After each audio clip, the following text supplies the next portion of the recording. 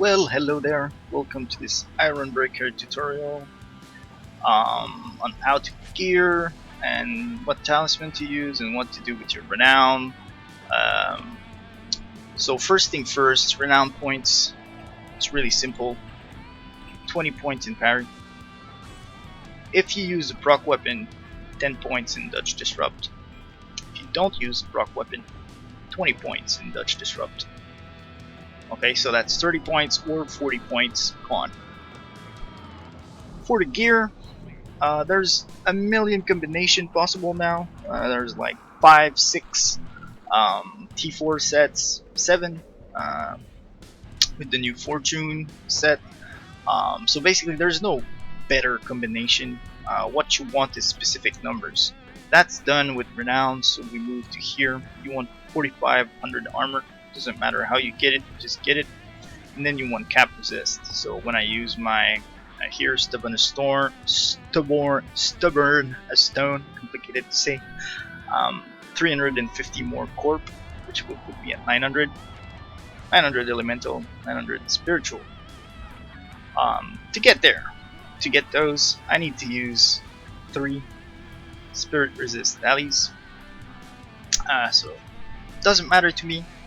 Don't think about it like, oh, but I lose spots for strength or whatnot. Defense is more important.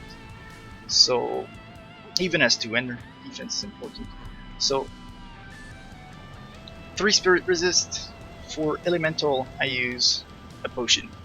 So my 2 potions, toughness, resistance.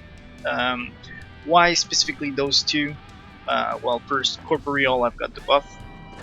Second, spirit, I want it as high as I can without the buff, so when I do get buffed by a knight or an archmage, it goes way over the top to like 1200, which is really good against swords.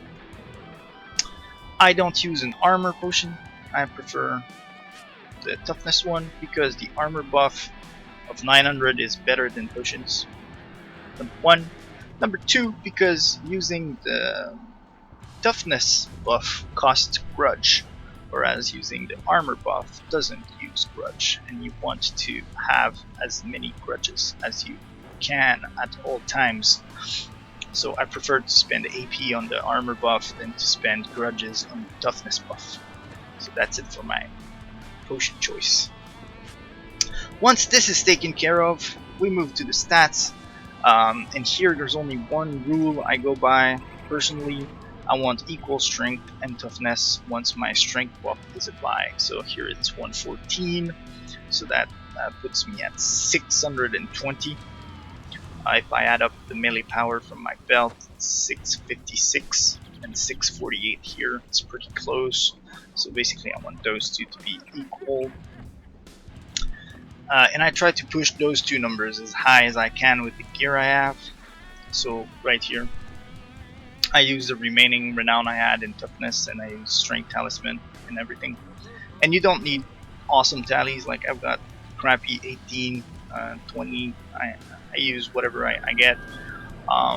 Here I got 22 initiative, just to get above 200. If it gets too low, you feel it really bad, initiative. I don't think it's necessary to push it to like 300 like some people seem to think, but definitely above 200. So this is it for the stats. What gear you can use any combination that you get your hands on that lets you push those 2 numbers as high as you can, all the while having a resist capped in your armor. So here I use Beast Lord. I could use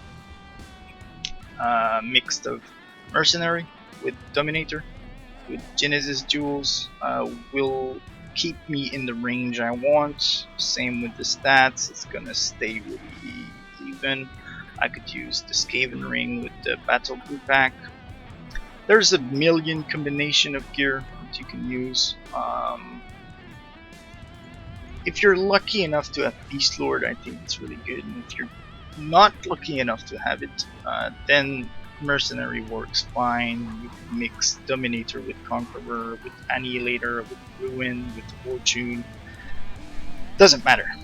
as long as you get those numbers equal and you max out your resist and your armor, all the renown and parry, dodge, disrupt. So that's how you spec. For the jewels, I always use the wind impervious set with 3 jewel piece.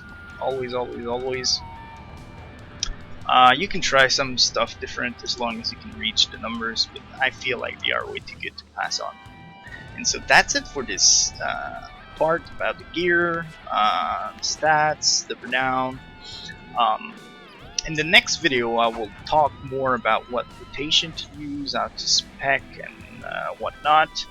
And I may add some tips about fighting some specific opponents or fighting just generally better players.